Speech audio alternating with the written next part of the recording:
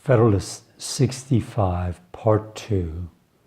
We'll start with paragraph 6. And this is an appreciation to the OU community, University of Oklahoma, where I attended school and where I benefit a lot from the events that take place here, from the nice campus as well as from the library. So in appreciation to the community, there you have it. I'll have the OU right in front of the camera, and I will start reading. Where else than in the Senate could have been found a tribunal sufficiently dignified or sufficiently independent?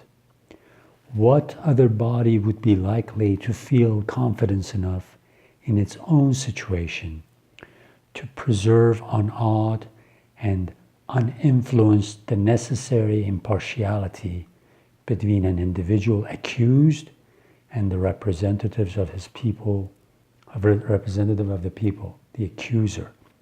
So from part 1, we learned that this paper deals with the issue of impeachment because it is such an important issue.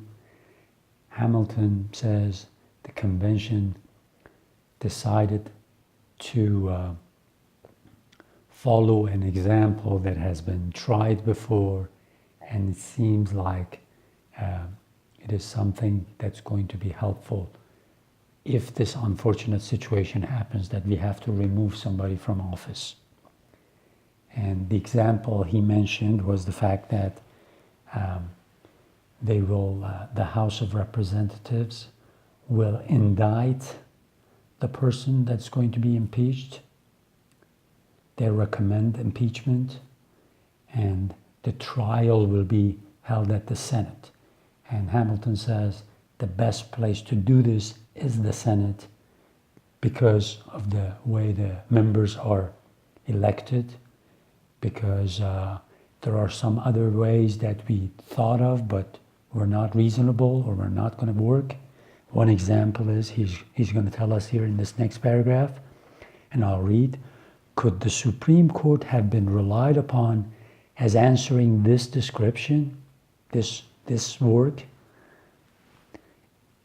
It is much to be doubted whether the members of that tribunal would, at all times, be endowed with so eminent a portion of fortitude as would be called for in the execution of so difficult a task. And it is still more to be doubted whether they would possess the degree of credit and authority which might, on certain occasions, be indispensable towards reconciling the people to a decision that should happen to clash with an accusation brought by their immediate representatives. A deficiency in the first would be fatal to the accused, in the last, dangerous to the public tranquility. So this thing is so tremendously awesome that you just cannot leave impeachment trial in the hands of just average people working for the government. He says even the Supreme Court would not be a good place to do that, because he's got another example of saying why the Supreme Court would not be a good place to try this case. A deficiency in the first would be fatal to the accused, in the last dangerous to the public tranquility. The hazard in both these respects could only be avoided, if at all, by rendering that tribunal more numerous than would consist with a reasonable attention to economy. Economy here means the size. So you've got to find an assembly that is the right size, not too big and then not too small. The necessity of numerous courts for the trial of impeachments is equally dictated by the nature of the proceeding. This can never be tied by such strict rules, either in the delineation of of the offense by the prosecutors or in the construction of it by the judges, as in common cases serve to limit the discretion of courts in favor of personal security. There will be no injury to stand between the judges who are to pronounce the sentence of the law and the party who is to receive or suffer it.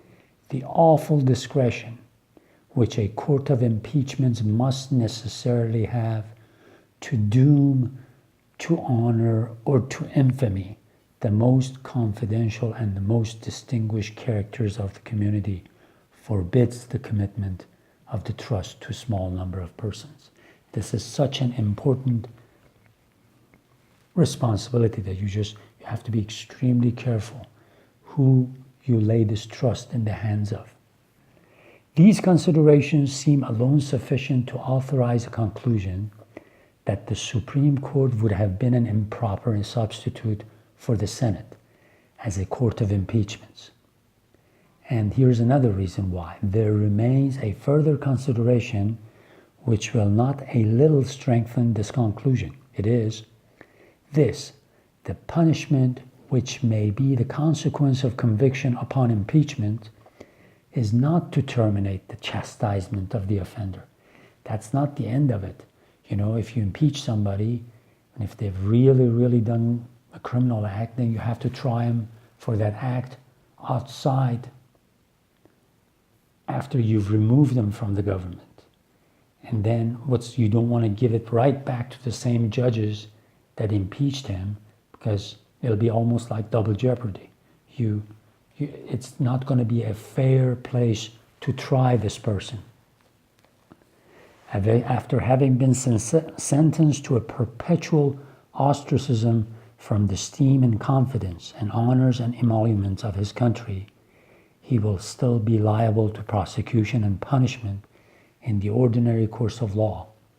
Would it be proper that the persons who had disposed of his fame and his most valuable rights as a citizen in one trial, most valuable rights means not only his rights, it's most valuable right, the honor of serving people as a representative or as a government official. That's what he's talking about. Citizen in one trial should in another trial for the same offense be also the disposer of his life and his fortune. You want the same people to judge him in two different places? He says that doesn't make sense. Would there not be the greatest reason to apprehend that error in the first sentence would be the parent of error in the second sentence? That the strong bias of one decision would be apt to overrule the influence of any new lights which might be brought to vary the complexion of another decision? Those who know anything of human nature will not hesitate to answer these questions in the affirmative, and it will be at no loss to perceive that by making the same persons judges in both cases, those who might happen to be the objects of prosecution would in a great measure be deprived of the double security intended them by a double trial. The loss of life and state would often be virtually included in a sentence which in its terms imported nothing more than dismission from present and disqualification for a future office. It may be said that the intervention of jury in the second instance would obviate the danger, but juries are frequently influenced by the opinions of the judges. They are sometimes induced to find special verdicts which refer the main question to the decision of the court. Who would be willing to stake his life and his state upon the verdict of a jury acting under the auspices of judges who had predetermined his guilt?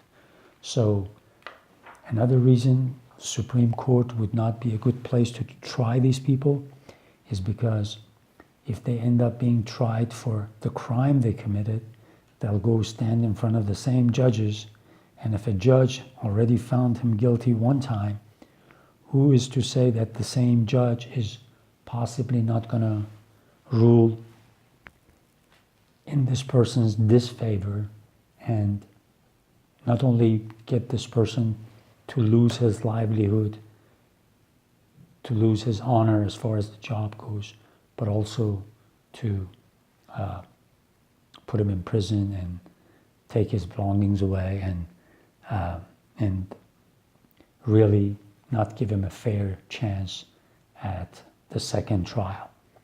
And he says, yes, you can say the juries will be there to make sure that he or she will get a fair trial, but he says, well, you know, the judge is going to somehow influence the jurors' thinking.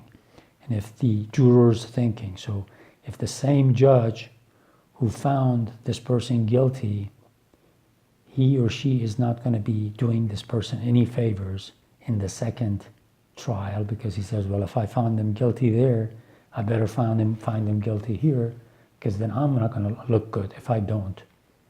So he says, keep that in mind. Okay, we'll come back and continue with part 3 of Federalist 65.